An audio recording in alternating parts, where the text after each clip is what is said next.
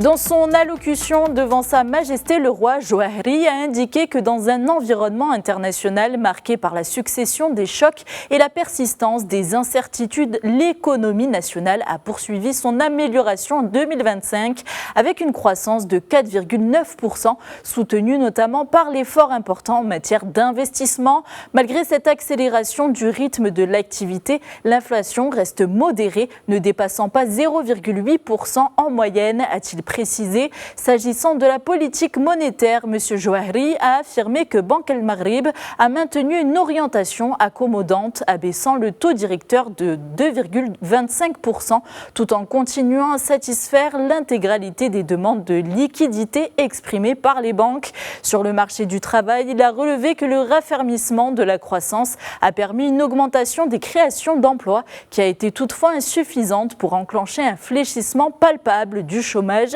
qui s'est établi à 13%.